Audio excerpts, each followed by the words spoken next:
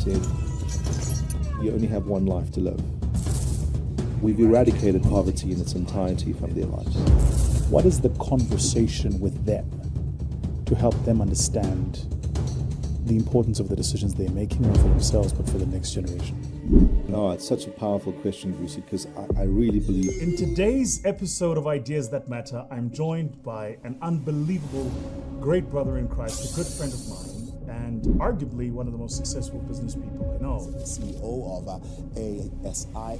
You go to school, you may be an engineer, you might be a doctor, you get taught in your area of speciality, but you're not taught about the science of wealth creation. My brother Anthony Govender, he's the founder of ASI Financial Services Group. In a period of close on 20 years, he's built a business with a balance sheet that could rival the size of small countries somewhere around the world. Talk to me about this dignity thing. What is it about giving people dignity that makes you wake up in the morning? What I love about Anthony is this. He's real, he's authentic, and he's purposeful. A handful of people that you care about dearly and make a significant impact in their lives. I think you're really, really going to enjoy this episode. All right, go watch this. Anthony Govender. Cheers. Hello, family. In today's episode of Ideas That Matter, I'm joined by an unbelievable great brother in Christ, a good friend of mine, and arguably one of the most successful business people I know. My brother Anthony Govender. He's the founder of ASI Financial Services Group. In a period of close on 20 years, he's built a business with a balance sheet that could rival the size of small countries somewhere around the world. What I love about Anthony is this. He's real, he's authentic, and he's purpose-led. If you are an entrepreneur, a business owner, or a person who wants to understand how you can align purpose with profit, this is going to be a great episode for you. And by the way, he really happens to know his stuff about financial wealth and how to create financial wealth. I think you're really, really going to enjoy this episode. All right, go watch this. Anthony Govender. Cheers. Anthony, I start every single podcast episode with a dad joke. So I read one, you read one. Right. And because both you and I are dads, these need to actually be funny. Sure. And at the very least, we need to both understand them. So here's your joke. I know a lot of jokes about retired people, but none of them work. That was pretty good. That's a good one. That's pretty good. That's a good one. Your turn. I think Alex is going to like this one. What's a ninja's favorite type of shoe? Don't know. Sneakers. Ah, nice. Sneakers. That's it. I see what you did there. So, over the past 25 years, by God's grace, I've had the privilege to do what I do and meet the people that I meet. I've got to tell you, it's a struggle to meet sincere, simple people. And you're just up there. Thank you, Vusi. How did you... Maybe let me ask the question this way. What's that about? Like, this is Joburg. Half the people you run into sell a story that isn't real and pretend to be in a place that they're not. Yeah. To convince people who don't have what they need. And yet there's something about you. You're just like, my missus was like, he's so calm and so gracious and yet so authentic. Where does that come from? I suppose in part, my family influencing my journey in life. Life will, of course, deal with you in as a particular way. Yeah. But I think most importantly, it's staying truly authentic to who you are. And you can only achieve that when you have connected to purpose and you have understood your meaning in life. So good. The reason for your existence. And I find that, meeting humans, you often have to mask yourself. So, you go into an interview and you mask yourself. You need to sound in a particular way. That's you right, need to yeah. Speak in a particular way. You got to dress in a particular way. And I think you get to a point in time in your life where you really just don't give a shit. Is it an age thing? I think it's a function of age, and I think it's a function of just knowing who you are and Yeah. knowing that you'll meet three groups of people in your life. There'll be your confidants, there's only a handful of them. And then there would be constituents, people that are only there for the things that you have or things that you can give to them. So good.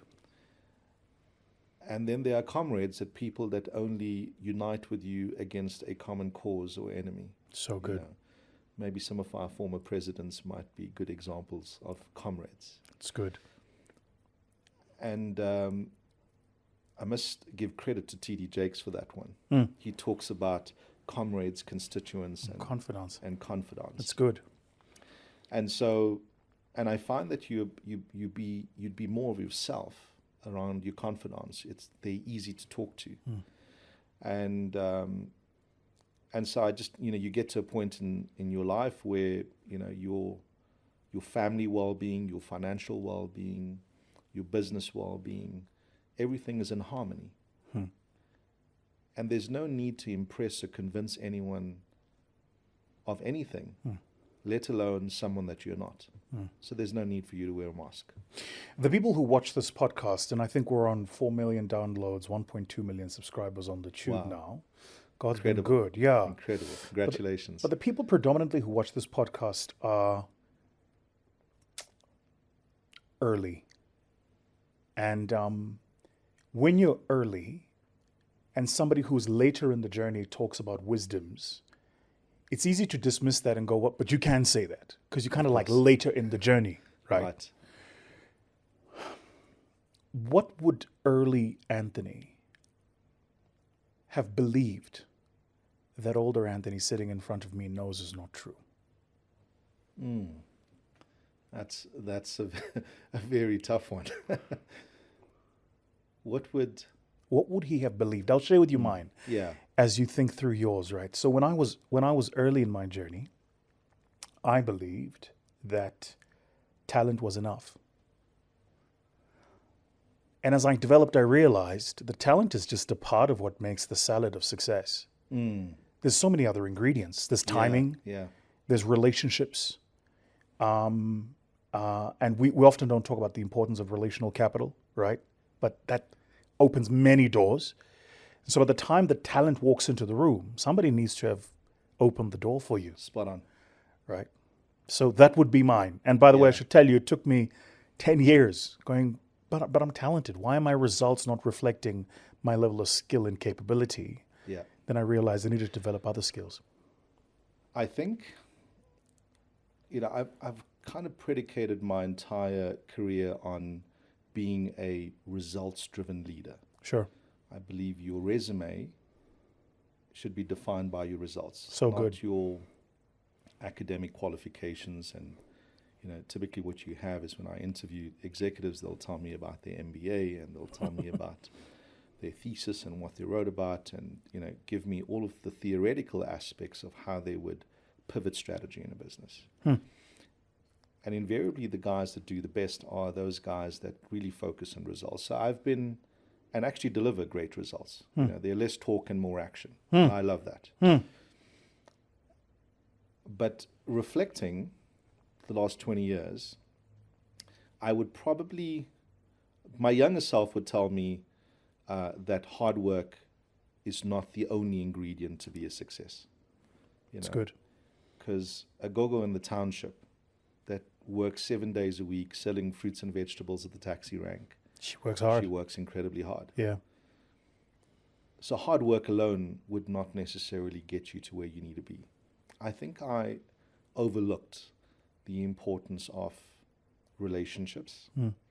I overlooked the importance of building strategic alliances as a young entrepreneur. In some respects, it helped the company. In other respects, it didn't.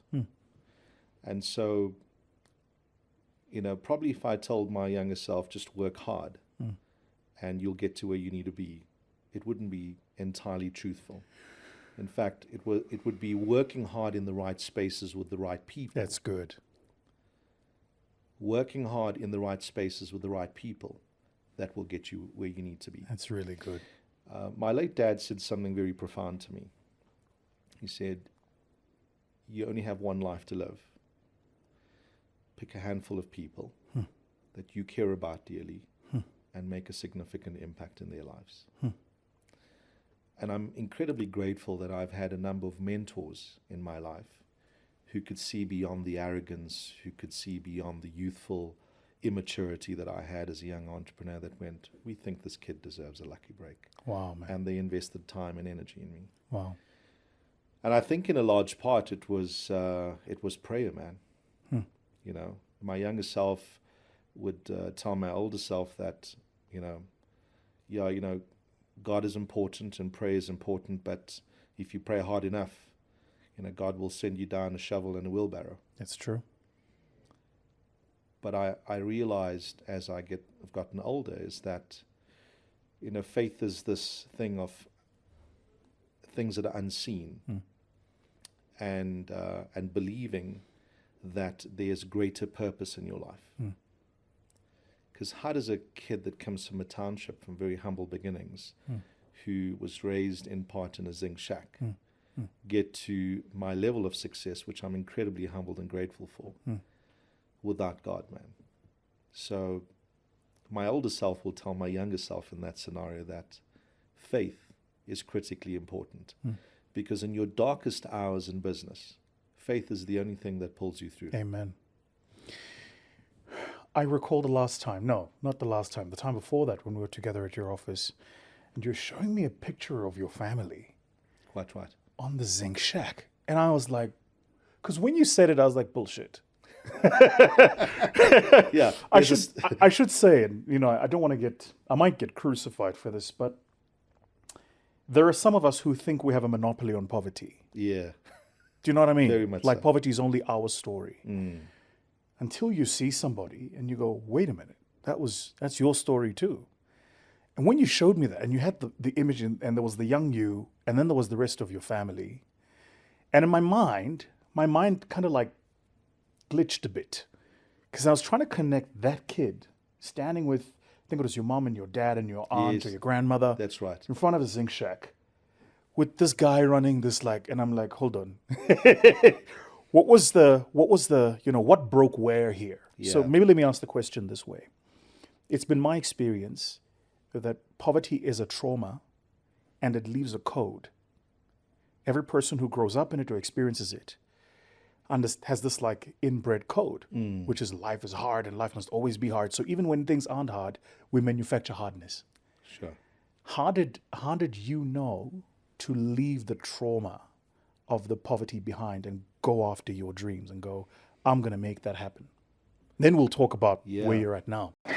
If your website still looks like a PowerPoint presentation from 2009, I promise you're bleeding trust, and you're probably losing money too. And don't laugh, because you know that's you. So let's quickly talk about design here. In business, your website isn't just like a thing, right? It's your first impression. Like if you're running a physical store, that's your storefront. And for most entrepreneurs, this is the part where things fall apart. You either have to code it yourself, or you've got to write the code yourself, you've got to work something out yourself. And if you're hiring a coder, they're going to charge you more than it costs to buy a used car. Here is where Odoo flips the script. It brings together components of applications on their software. The Odoo website is where you go and you buy these design tools, and you use these design tools to build a functional website. And you can do it in minutes. You don't need a design degree, you just need vision. It can be clean with beautiful modern templates, great fonts. You can launch it immediately after you're done. Even with animation, can you believe it? Even with animation. I'm all for doing easy things and keeping the main thing the main thing. If you're an entrepreneur, you want to keep the main thing the main thing. Your Odoo website will talk to your CRM, it'll talk to your sales. It'll talk to your bookings. It'll talk to your online store. It'll manage your inventory, your finances, and no plugins, all on one platform, one login, one clean, beautiful design system. So you're building a brand. You want to make sure you show up right. You want to make sure you build your website right. You want to make sure you communicate with your customers right. And here's the kicker. This is what I love. The first app that you get on the Odoo platform, you get free for life. That includes hosting. It includes support. It even includes your custom domain. For the first year, you can get your custom domain for free. So, What's your excuse then? I suppose you've got to think about whether or not you're serious about this thing you called your business. What I've done here to make sure that you take action, I've included the link below. My plea to you, move from dream world into real world. Hit the link below. Get yourself Odoo. See you on the other side. Cheers. You know, you're so right in saying that poverty leaves trauma, but it's a blessing in disguise. I was chatting to my eldest brother, Timothy. You know, my mom wasn't very creative in naming us. It's Timothy, Andrew, Moses, and Anthony, all entrepreneurs. She went Old Testament. I was about to say, your mom is... I'm just pleased I wasn't called Moses. Have you got a brother called Moses? I got a brother called Moses. Incredible human, really incredible human. But my teacher would often say to me that someday you're going to meet your Moses. I'm like, I've known him my whole life. He's my brother. and it's good. Yeah, and I would get into trouble for that. But you know, poverty leaves trauma, but it's a blessing in disguise because it builds an innate sense of fear of ever getting you to go back there. That's true. And because I was poor for such a long time in my life, you know, I had seen two very real experiences, which is one, how poverty had destroyed families, but very importantly of how hard work and resilience and commitment and strong family values built families. So good. And my mom had taken us out of that place. And so she was just an incredible example to, you know, all the kids. I have an older sister, so there's 5 of us, you know, large family. My dad didn't have much television back then. So we, in fact, I recall our very first television. I'm digressing a bit, but our very first television was being charged off a car battery. Can't be. My brother Andrew and I would go down to the garage, charge the car battery, and you knew that the battery life of the battery was running low when the picture just started to hollow, and there was just, it became very, very small on the screen. So that's where we come from. What color was the TV? That was a black and white TV that we started off. The black Crazy. And white. Yeah, so it was one of those big tubes. One with the Kim Kardashian butt on it. More like the Kim Kardashian butt in front of it. With the bulge. Exactly. So just gave away your age there, man. There we go. But you know, that's the era that we come from. Yeah. So, you know, having lived in poverty, I never wanted to go back there. Yeah. And so there was just this innate drive born from fear that someday when I had a family, I didn't want my children to ever experience what I had as a youngster. That's good. And as a young boy, I experienced trauma. You know, poverty brings different kinds of traumas into your life. Yeah. The social ills of society, drugs, alcohol, violence. So I had to experience all of that as a kid. And I was very fortunate that I had 3 very protective older brothers that looked out for me. My sister that always looked out for me. And my mom, you know, who, you know, grinded 7 days a week just to make sure that we had a roof over our heads. And this woman that was a domestic worker that eventually got a lucky break in the textile industry, and she graduated and did incredibly well in the textile industry. Raised 5 kids, you know, got us to school, you know, supported our dreams and our passions in life. And I got my first taste of entrepreneurship when I was about 10 or 11 years old. I was a newspaper boy. And I would do the newspaper rounds. And one of the other kids quit his newspaper round, and so I figured, well, this is a better newspaper round than I have, and I then started outsourcing labor, and I hired some of my friends to help me just so they could get a bunny chow after school. And I had great friends, but let's say their business acumen was not really as good as mine. And I would target these large apartment blocks because, you know, if there were 200 apartments, you would deliver 200 newspapers, and which literally one stop. Oh, right. Yeah, concentration, so right? Exactly, concentration of customers. Lowers your cost of logistics. Fish in a barrel. So good. And so, you know, my mom encouraged me through that, and then I started my first sign writing business when I got to 16.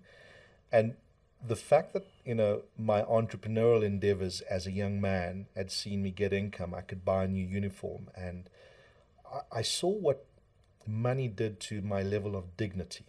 It's a funny story. I go to the town hall the one day, and there's one of the community leaders addressing everyone, and he just he exuded charisma, and I thought, someday I want to be a guy like this. And I said to my friend at the time, Justin, he still lives down in KZN, and I said to him, someday I want to be like this guy. And then he said, what about him? I said, well, I don't want to wear an overall going to work. I don't. My dad was a truck driver. I don't want to be a guy that does manual labor. I want to have a profession that's worthy of respect. Look how much respect this guy gets. And he would make a considerable donation to our school, and I thought, I want to do that. So good. And I said, I just want to have a job where I get to wear a suit every day. I now have a job where I get to wear a suit every day, not in an overall. And that's kind of where the dream was born, of being in business, having impact. And it had very little to do with, having a lot of money. And I'm very grateful that, we've been incredibly blessed as a business and as a family, but it was never about that. It was just about serving community and having a more purposeful life. There's so many themes there that I want to double click on, but I now know you well enough to know that this thing about dignity is like real for you. Absolutely. And I mention that because for the people watching this who won't know, in the conversations we've had, you've mentioned it several times. I've heard you mention it presenting to clients. I've heard you mentioning it presenting in an auditorium full of the top financial institutions in the country, to know that it's actually real for you. Talk to me about this dignity thing. What is it about giving people dignity that makes you wake up in the morning? Yeah, Vusi, I look at my own life and the life of my family members. I look at my next generation, my nieces, nephews, the kids. We've eradicated poverty in its entirety from their lives. Wow. They go to private schools, they have the best of education, the startup businesses get funded by us. We never had those privileges as youngsters. And you can only achieve that level of dignity and respect as a family with the creation of wealth. One of the gifts that I was given in the financial services industry was being taught the science of money. You go to school, you may be an engineer, you might be a doctor, you get taught in your area of speciality, but you're not taught about the science of wealth creation. I have a very close doctor friend who's one of my mentees, is my senior in many respects in age and experience, but I mentor him in running his medical practice. And what I realized is that the science of wealth creation was never taught to him. And he only latched onto this much later in his life. He's just over 60 now, and he's still probably got a good 10 to 12 years in him in practicing, and we're using that time to make sure that we protect his social security when he gets into retirement. And so, having been gifted this by this industry, I feel that there's no knowledge we gain in our lives that's ours. There's no skill in our life that we gain that is ours. Everything that we read from books, somebody's written. Everything that is taught to us at school, someone has taught to us. And someone's taught them so they can teach it to us. Shit. So it's not ours to keep. That's so good. It's not ours to keep. That's so good. And what I realized in the financial advisory market, brokers and advisors were pretty selfish. They never wanted to share what they knew because there was a deep sense of insecurity and fear of letting somebody into their shop because they would leave it with their customers. So good. And so I embraced this and I said, well, let's assume that this is definitely prevalent in our market. How do I fix this?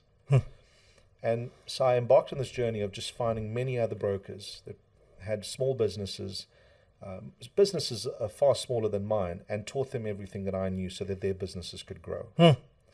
And through the process, we created an ecosystem of businesses. being completely selfless with the knowledge that we had gained.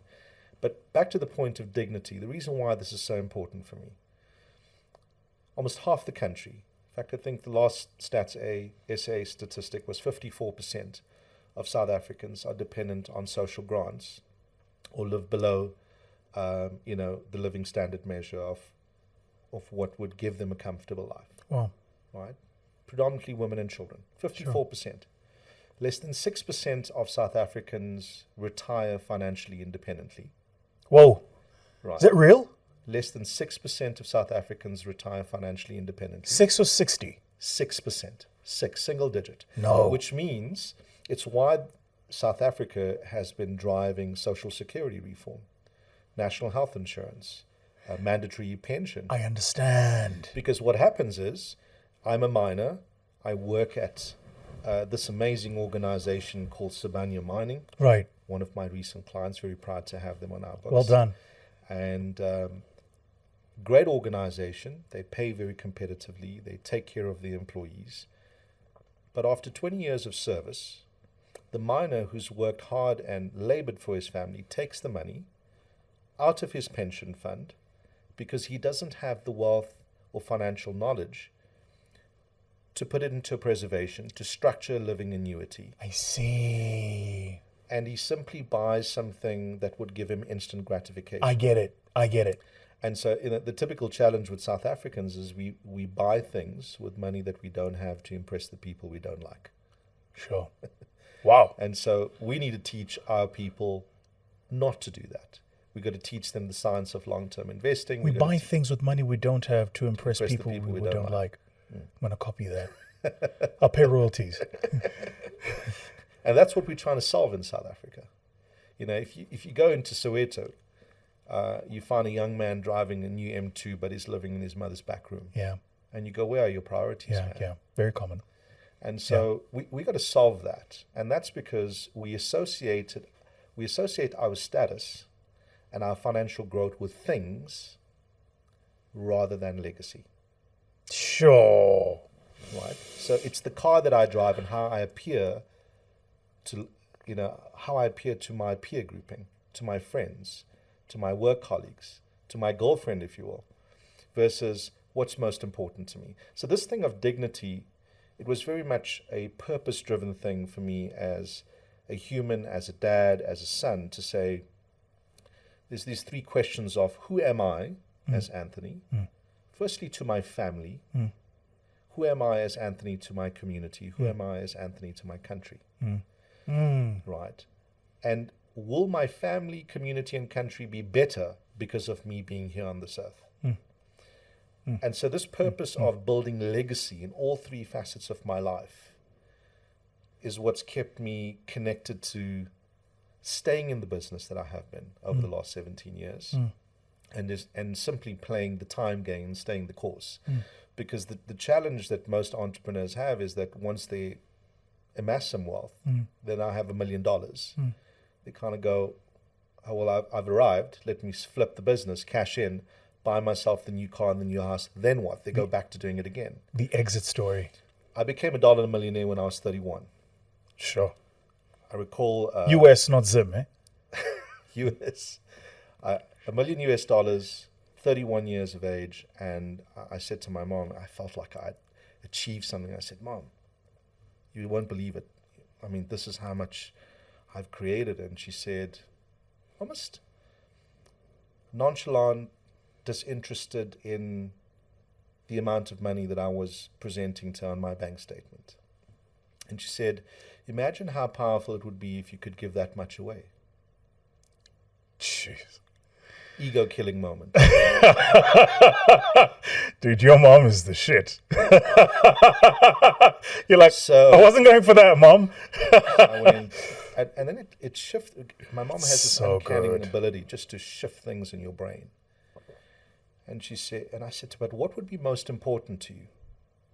Like, if there was anything that I could do in your legacy, what would be most important to you? What do you think she asked for? Now, some moms would say, get me a new car, buy me a new house. Yeah. Yeah. December's around the corner, Yeah, get me new curtains, Yeah. paint the house, Eugene and Richard Sophus or something. Exactly. Yeah. She said, no, just build a church. And multiply the impact that the kingdom of God has had on you. She said, build a church. And so if you look at my vision board, when you come and visit me at home, you'd see that one of the key things is building the church community. And my brothers and I have been very intentional about that. And the shift it took place in me at that time was that, okay, fair enough, I'm earning 6 digits. Can I get to a point where I can give 6 digits away? Because that's real wealth. It means I'm earning as much that I can give as much away.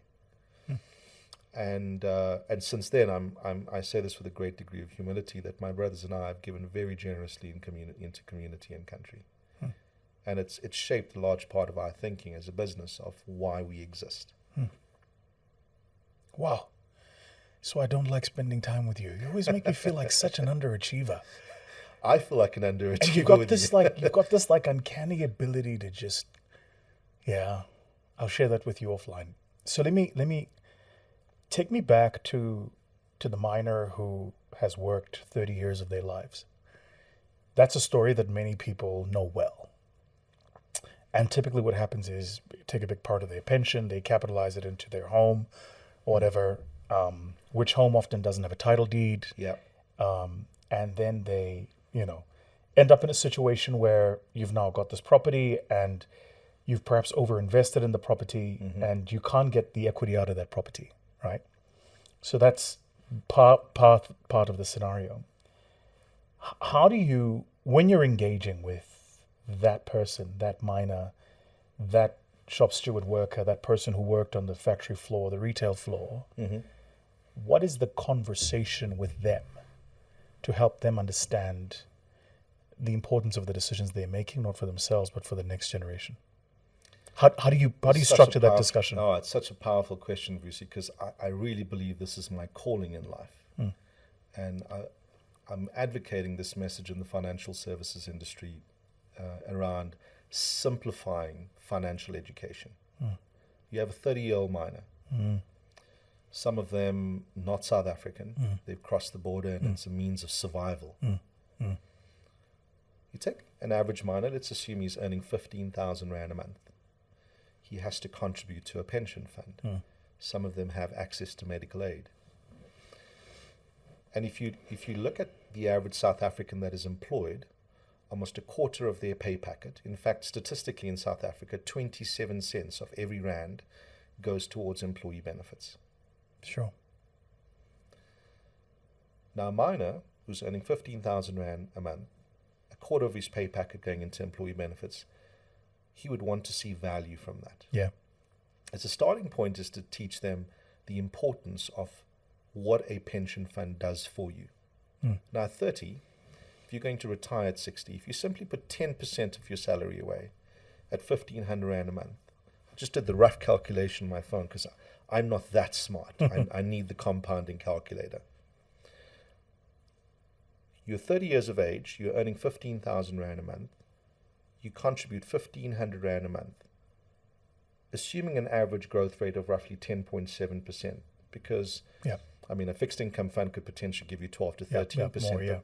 Let's be very modest in our assumptions. So 10.7% or 10.5% is the calculation I used here. He would have 3.5 million at the point of his retirement. Simple process of compounding this investment over the period of 30 years of his employment. But what our people are doing is that after 10 years of employment, they cash out. That's right. They buy a new car, they buy the girlfriend a new house, and they go back to working. They go back to zero.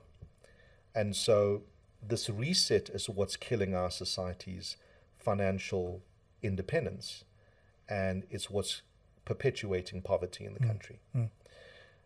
And so if I could tell it, when I speak to the average miner, I'm saying, I could make you a millionaire. Let me tell you how. Wow. And I'm not talking about 1 million. I'm talking about 3.5 million. Wow. And when you decide to take out this 100,000 Rand from your pension fund, as we had now with the two-pot system, The moment two-pot was introduced, people thought the government was going to steal their money. So who was the biggest beneficiary from it? It was SARS. Yeah, because people had to pay taxes on it. Taxes, exactly. And so we said, don't withdraw. But heaps of clients went out and withdrew. That's because nobody taught them any better. If I knew that pulling out 100,000 Rand was not 100,000 Rand, but it's actually a 3 million Rand impact. Oh, yeah, because you're compounding it over time. It wasn't a 100,000 Rand decision. It was a 3.5 million Rand decision. That's crazy. And so when you break it down and you make it that simple for them, that earning 15,000 Rand a month to make 3.5 million Rand, you simply got to put 1,500 Rand a month away every month. And that's going into your pension. And we want you to now forget about this. You keep track of how the investment is performing. And over 30 years, this is your value. When you break it down to that very, very simplistic level, our people understand. Because even the gogo in the township who never went to school, who uses a thumbprint to sign, she understands the principle of putting money away for the rainy day. You and I were chatting the other day, and this compounding thing came up, and I'll never forget, you said, it was the way you said it. You were like, Vusi, picture a field, and you've got livestock. And every year your livestock gives birth to livestock. Exactly. That's compound. I was like, it had never cognized on me that way. And the other framing was, the people that earn it are the people that understand it. The people that pay it is the people that don't. So we invariably borrow money from the bank, and there's the compound level of interest that we pay to the bank, and it enriches the bank. They simply use our own money. If you look at the average South African that's employed, roughly 85 to 90% of the income is used by the bank for facilities, short-term loans, micro-lending, credit cards, vehicle finance. So in essence, we have become slave to banks, which is why there's so many new banks cropping up all over the place. Explain what you just said again in English. We're the slaves to the banking sector. Why? We work. Yes. If you look at the interest rates in South Africa, they're exorbitant. Yes. Right. In the US, you could raise it single digit. Yeah. Here you pay double digit. Yeah. Consistently. And so you work, you buy a home. Our sense of security, if your mom was anything like mine, she would say, you must have your own home. That's right. Now we know that living in our home is not an asset. It's actually an expense. Okay, it's the story that they sold us. It's when someone else lives in your home that's an asset. We now know that. So I don't like spending time with you, man. So I refuse to buy the 35 million Rand home in Stain City or the 100 million Rand home in Clifton. How is that going to help me grow my wealth? Yeah, it's so good. It doesn't. It's so good. When you're living in the home, it's not an asset. So it's about teaching our people these fundamentals. So good. So we buy a home, 11% interest. Right. It's a 20-year loan. And if you're lucky, 11% interest. We buy a car over 5 years. Yeah. It's a prime plus 2 interest. Sure. And so literally you'd notice that if you ever watched a car advertisement, they don't tell you the price of the car. They advertise the installment. Repayment. That's right. It's installment sales. So I saw this on Mercedes. It was Mercedes that advertised the other day, and it was for the new C-Class Mercedes, if I recall correctly. And it said the repayment was. And I thought, what bollocks is this? That's not the price of the car. But as South Africans, we buy into repayment plans. And what's in the fine print is the residual value of the car that you got to pay at the end of the lease term. Right. So the car's never yours. You're simply enslaved to the bank. So in other words, you're saying if I'm seeing the installment, my brain goes, oh, I can afford 2,000. Exactly. But I'm not aware that there's a 200,000 Rand at the end of the contract term. More importantly, what if you lost your job? How do you afford that 2,000 Rand? Right. Right. So all we are working for are these facilities that the banks have created. But with respect, when I show up at my family gathering, it's a C-Class, Chief. It's a C200 avant-garde, and it's got the new lights and everything. I can't show them my pension fund portfolio. Could you imagine now I'm walking around showing people? But Vusi, do you get where I'm going with this? Yeah. There's that cousin that you always need to show up because he bought a GTI, so you need to have the C-Class. Yeah. to say, That I've bastard, done one he's better. watching this, actually. Exactly. That cousin, I know you. There's always that cousin. Yeah, and, yeah. and you've got to show him that you're doing better. So my positioning earlier is South Africans, we always buying things with money that we don't have. That's to good, impress Anthony. the people we don't like. So good.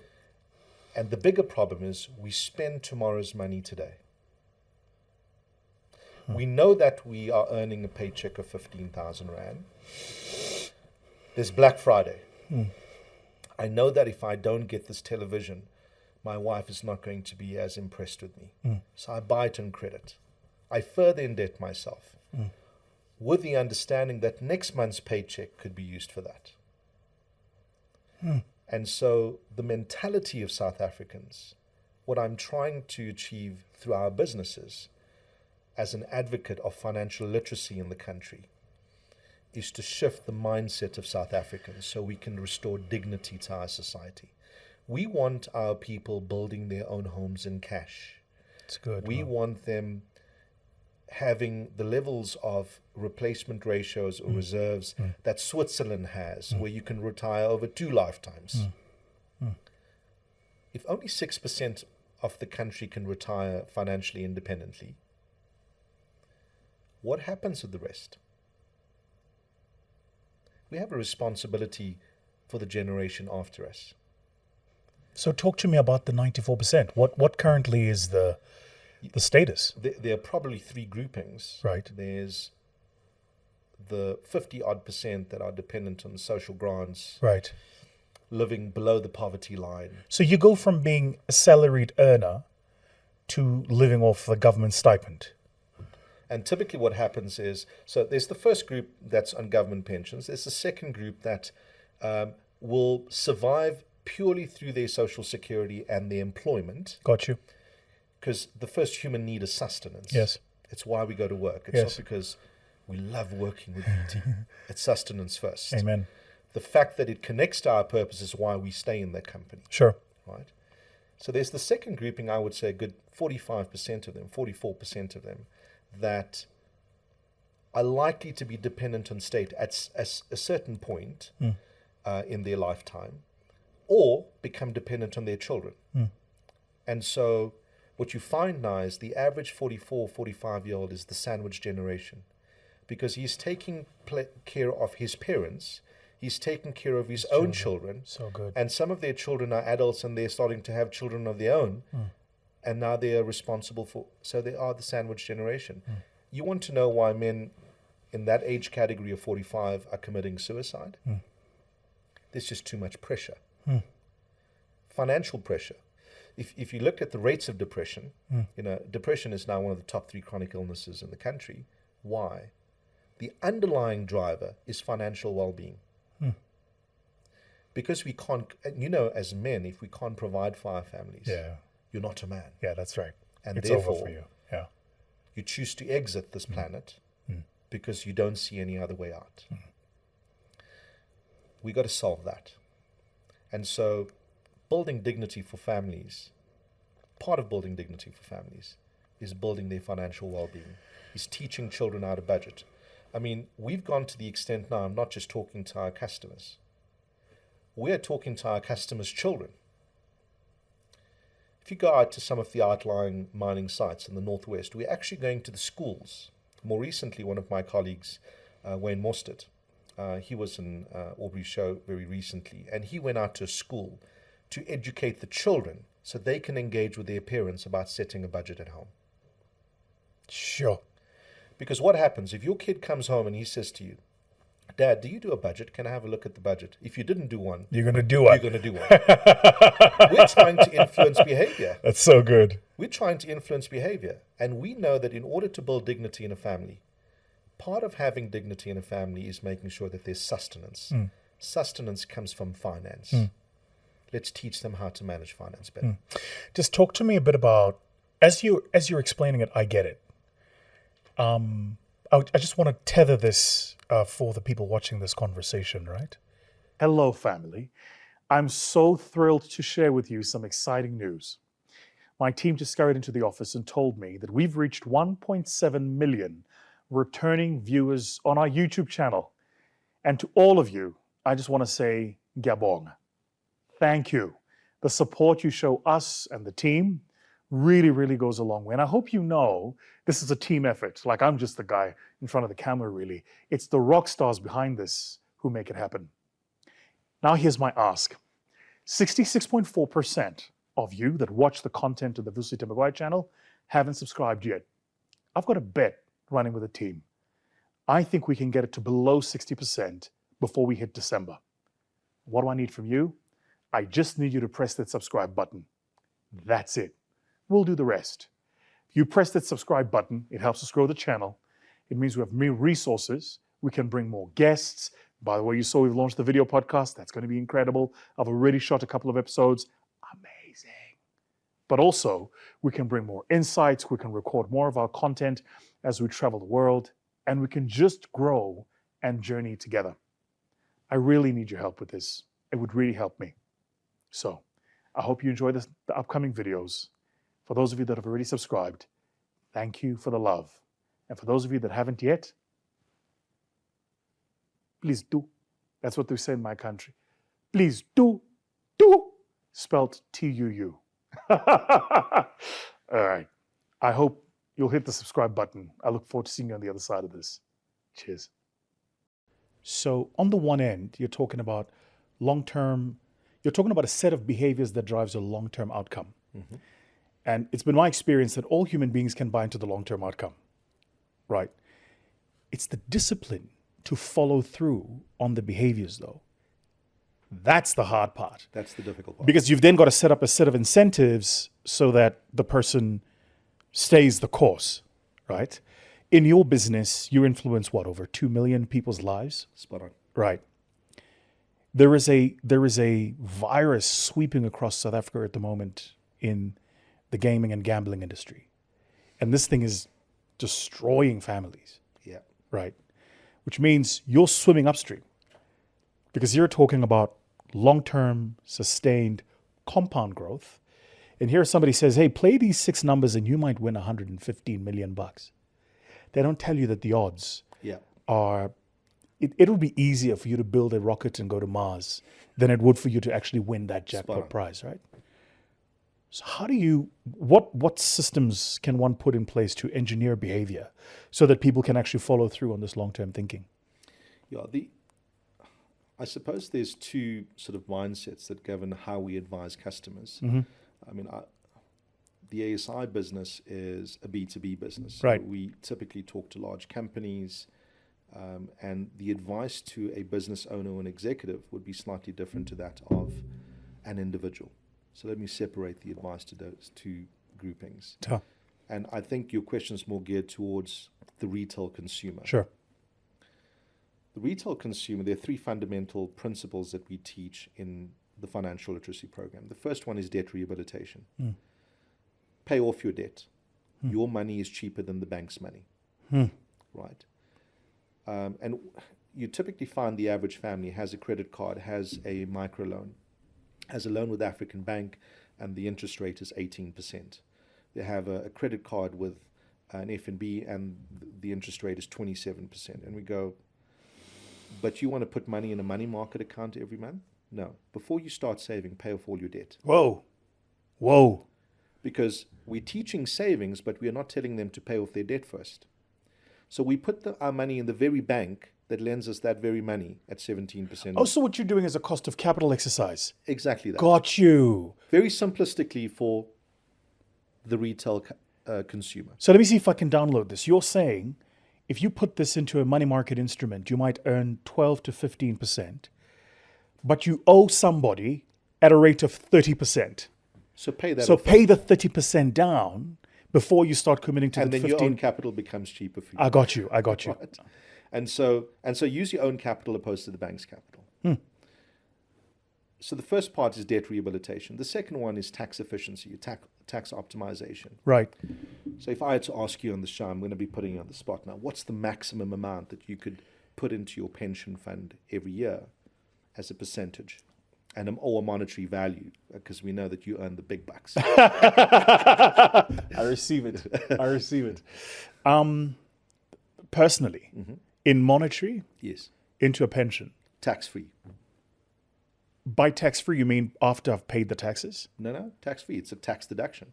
I have no clue. 350,000 rand.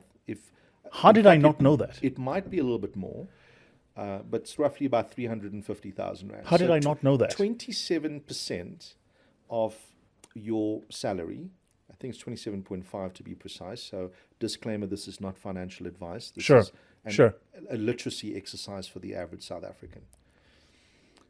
But there's a percentage, roughly 27.5%, that is a tax-free allowance that you could put into your pension fund now, and you would only pay tax on that at the point of your retirement. So let's say roughly you earned 1.2 million rand as a salary. You could put up to 350,000 rand of that amount of money tax-free into a pension fund. I wasn't aware of that. And you'd only be taxed on the difference as at your nominal rate of tax. So Gotcha. you have the ability to reduce your taxation based on your net earnings after your pension contributions. So good. So government has put vehicles in place to incentivize Savings. preserving or So preservation and people saving in the country, but we're still not doing enough of that. So what was the first thing that I gifted my kid when I became a dad? And when I could afford to, I got him an RA. He would only be able to cash out from that RA when he is 55. Do you think that I did it for him? I didn't do it for him. I did it for my grandkids someday. Because by that time, he'd have a family of his own. By that time, the money would have had 55 years worth of growth in the market. I've given him the value of time where he doesn't have to retire at 65. He could afford to retire at 55. It's good. And so I gave him the greatest value that any parent could give a child, which is time. Hold on. You bought a retirement annuity for your son. How old was he then? He was born. You can buy a retirement annuity You can from buy an from RA birth? for any one of your children now. You can invest in an RA now for them. Man, there is so much we do not know. Alexander, who's 11 years old, has more money in his retirement fund than most of my employees that have worked for 10 years. Because he's had 11 years in the market. He's at time. He's had time in the market. And incidentally, his RA is doing particularly well. I wouldn't mention the provider that he is with because I don't think that they're best. I want to move them at the moment. But there are some really reputable providers out there. It's crazy to me. Yeah. So if I'm a parent watching this, I can literally, I was not even aware of this. And I'd like to think I'm absolutely. aware of a lot of stuff. If you have, a lot of the wealthy families have trusts in place for their families. Yes. They Yes. have investment portfolios. Yes. And so they've literally built vehicles for their children and their grandchildren.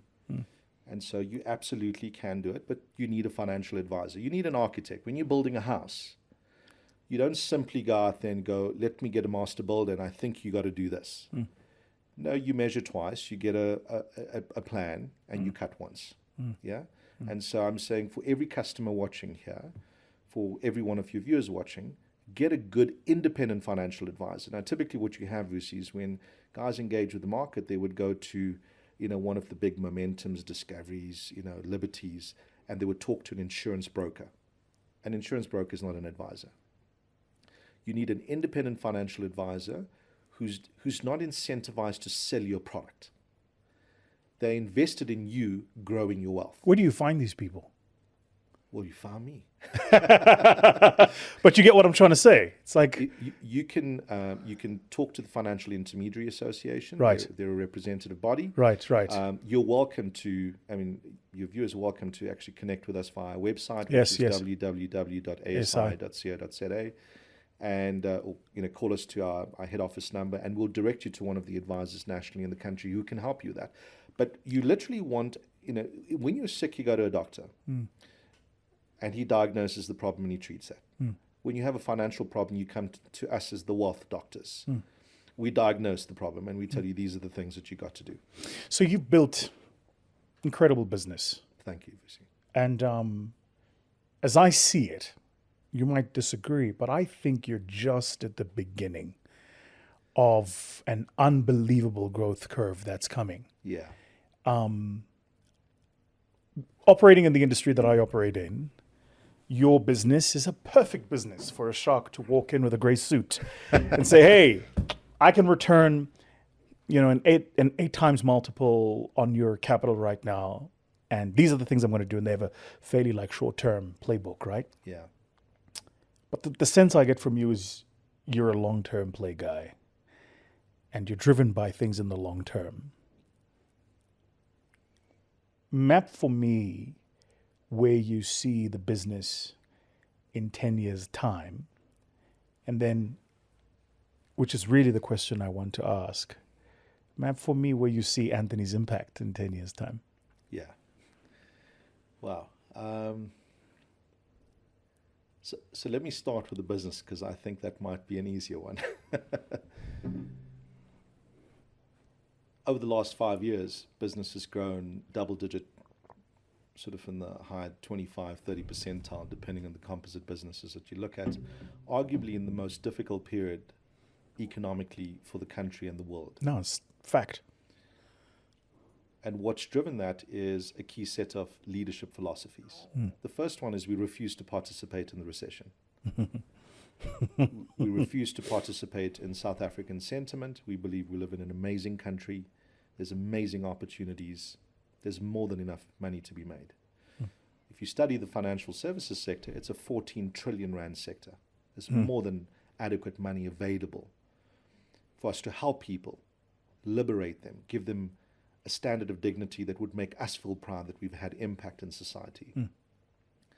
The issue that we have in South Africa is not so much the economy, it's more the leaders that lead the economy. Amen. Yeah. And I think you and I are aligned in that. Yes. Not all of them are bad, but maybe 40% of them deserve to be fired. It's why I'm not in politics, because 40% of the ministerial appointments won't be there. Yeah, well, this is why I asked about your 10-year picture. This is why I asked. For the people watching this, Yeah. I'm one of the few people who's been like, you got to get into politics, dude. So I think from a business point of view, we continue that rate of growth. I will tell you what the business would look like roughly up until my retirement. So I would safely say 20 years from now. I want to go into very early retirement. As you know, I'm still 25. So My man. let's assume a very conservative growth over that period of time of, say, 15%. Yes. What does it do for the business? We would effectively become about a 4.5 billion rand company. Sure. Not necessarily acquiring. Just a few organic growth. Organic growth. Simply doing the bare fundamentals right. All the things that we've been doing over the next 20 years.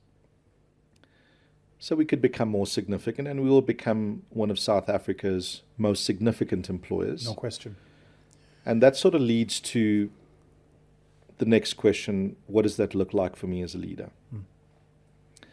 When you're building a company, you got to multiply yourself.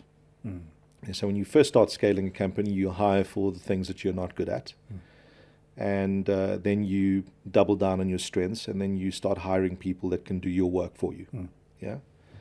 And so we've gone through that process. Just over 700 people in the organization. We want to, scale further. But 700 people. Yeah. Wow. Amazing humans, by the way. Really, really amazing. Wait a minute. You have 700 people. What's your payroll? Don't answer. Don't answer. Yeah, it's substantial. Yeah, it's telephone numbers. Yeah, it's substantial. How do you sleep at night? Pretty well.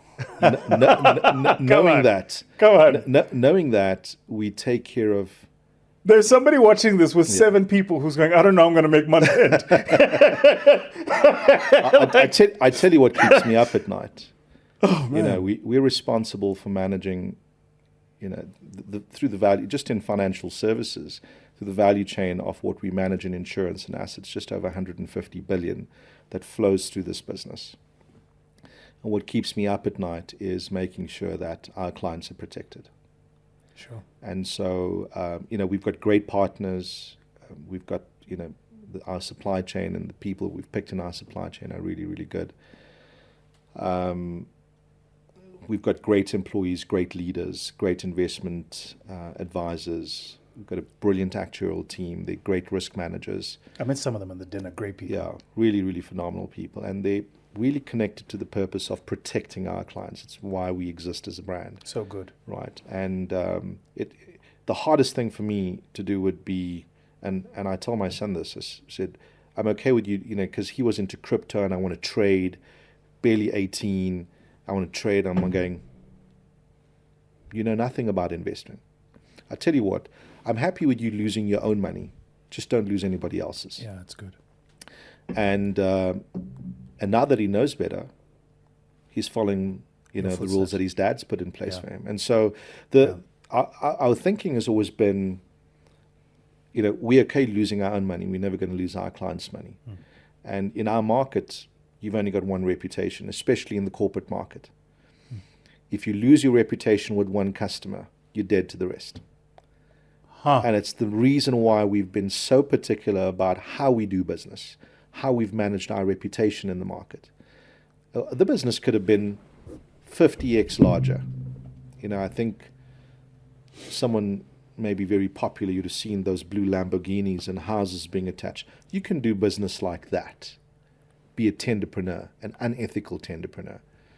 Or you could build responsibly like we have over 17 years. And be incredibly disciplined and do it the hard way, but the more sustainable way. And that's the way we're choosing to do it. And I think from a leadership point of view, what does that mean for me is that I want the ASI group of companies to be one of the most significant employers in the country. If we're going to exist as a business, I want us to solve problems in society. The problems that we are solving through the different businesses are as follows. In financial services, we are solving a financial illiteracy problem. It's good. We are educating our people. It's good. In our property business, we are actually addressing corruption, heightened levels of corruption. You think corruption only exists in government? Property managers are looting sectional title schemes, and those schemes don't have enough money to litigate. We're trying to get all the corrupt property management companies out of the industry, building a standard of dignity and integrity for every sectional title community out there. We're solving a problem. We say crime is a problem in South Africa. What are we doing to solve it? As a business, we're trying to solve that in that particular industry. In the connectivity space, if you go to a rural school, they don't have the facilities that some of our kids have going to a private school. What are we doing to solve that? And so we're saying we want to keep South Africans connected. We've spoken about the fourth industrial revolution, but have we actually connected every South African? So good.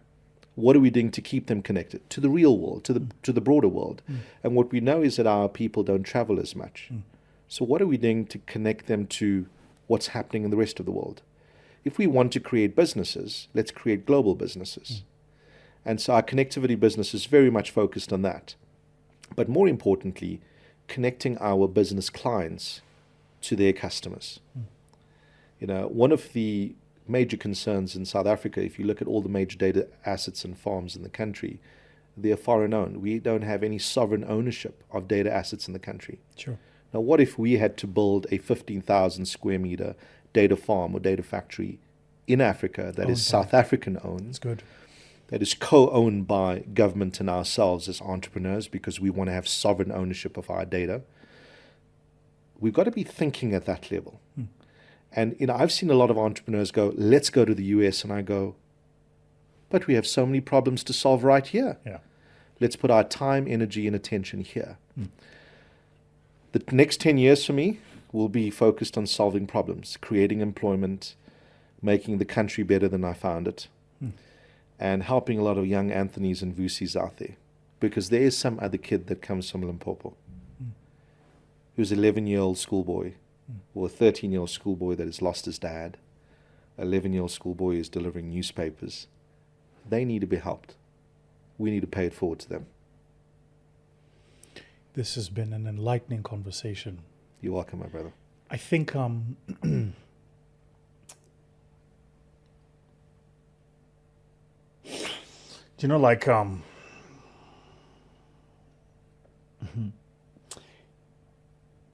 it's a struggle to have a level of conversation that is educational, purpose-led, and authentic at the same time.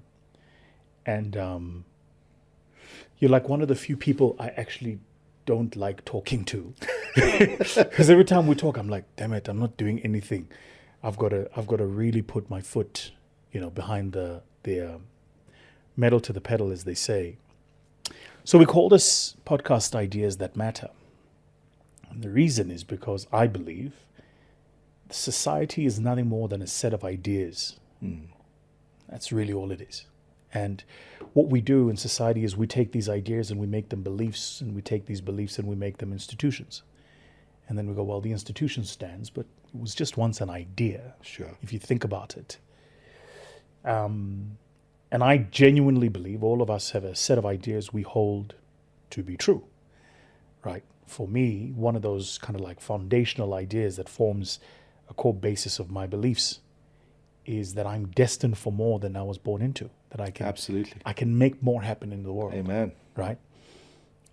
What I've had to learn is that idea comes with a caveat. There's like a T's and C's apply. Which is you're destined for more, but you're gonna go through the shit. It's not It's the crushing and molding process. That's it. It's Yeah. not gonna happen overnight. Yeah. Right. What's the idea for Anthony that you hold to be true?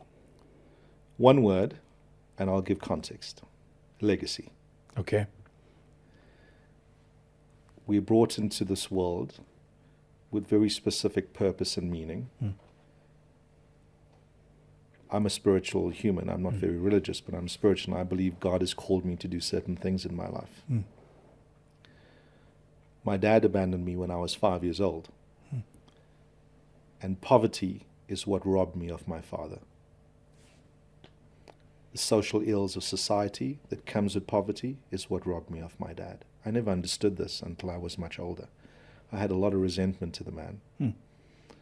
And I realized he loved me enough to let go of me, because had he stayed, the addictions that he battled with is what would have rubbed off on me. But I only realized that in my 30s. I wanted to be, the absence of my father wanted me to be a very present father to my children.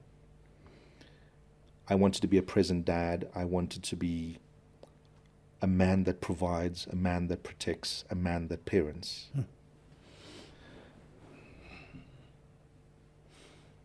And to be a man, society regards you as a man or not just your family.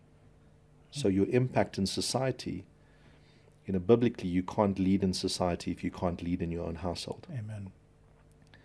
And so I wanted to be all the things that my dad wasn't, and I shaped my life, a lot of my life decisions around that. My dad left me without anything. In fact, he couldn't afford his own funeral. My brothers and I had to give him his send-off. I never wanted that for my children. Alexander at 11, should I die tomorrow, God forbid, I really pray longevity on my life and yours, and everyone in this room, must know that I thought about his future, should that happen. If I wasn't around tomorrow, he must know that his dad considered every aspect of his life, because he will be one of the few people that would remember my name. The fact that I get to do what I do in service to others and serve people who would never know what my name is and never know that I existed is godly impact. The fact that I get to educate the minor and help him build a legacy for his grandchildren that will never know that I existed is why the ASI group of businesses exist. And so everything that I've done in my life, one of your first questions was, how do you simply walk in authenticity? It's about connecting to this very, very deep meaning and purpose in your life of why do you exist as a human being? And to be honest, I think I'm still discovering it. There's still elements that are being unraveled to me every day of my life. But it's a consciousness. You will find this. It's your consciousness and awareness to the things that will unravel in your life now that starts to join the dots for you of why you're here. why you and I are here, Vusi, is to build our country. There will never be another time, there will never be another group of people that would have the ability to shape South Africa and Africa the way we can. Our children would have not had to live through apartheid. Our children would not have lived to have seen Madiba lead and give us a living example and testament of what leadership is all about. We have. What we do now will bridge the next generation and set the example. So good. And so legacy is everything that we have left in our lives, is what we should be shaping our lives by. It's what we should be shaping every single business decision and life decision by. Legacy. Thank you for your time. You're welcome, my brother. I have a strong feeling there's a part 2 pending on this. But for the impact you're having, you don't know this, but I had, as near as makes no difference, exited this country and left, and you and I had this conversation. And one of the conversations we had and the challenges you'd laid, and I was like, okay. It's when you realize that no matter where you turn, home will always be home. Can I share something with you? Please. And I think I mentioned this off the podcast in part, but I didn't get to finish it because we had a big event. We had 2,000 people in a room. There were times when I doubted whether I wanted to remain in South Africa. As a human being, doubt sets in. Amen. And especially when you're going through the crushing and the molding, you start to go, is it really worthwhile? Yeah. You look at what I pay in taxes, and I'm part of the top 1% of tax contributors in the country through our businesses, and I look at how money is being squandered at Tembisa Hospital, and it angers me. Yeah. And I go back to, in those times where I had doubt, I would listen to a Vusi who spoke about all the things that make South Africa great, and it would help recalibrate me, help recapacitate me, and get me to continue in the journey. Sure. And so there'll be a time when you'll be called to inspire the hearts and minds of people, and there'll be a time where I'm called to do that. Maybe 20 years from now, we'll be standing in front of a massive church talking to people, which is an NPO, and all the tithing and offerings go back to the community. Because that's how I believe churches should be, right? I'm in it. Right? And maybe we will be the business leaders and ministers preaching the good word of wealth creation. Amen. I shared this with Harrison in the break.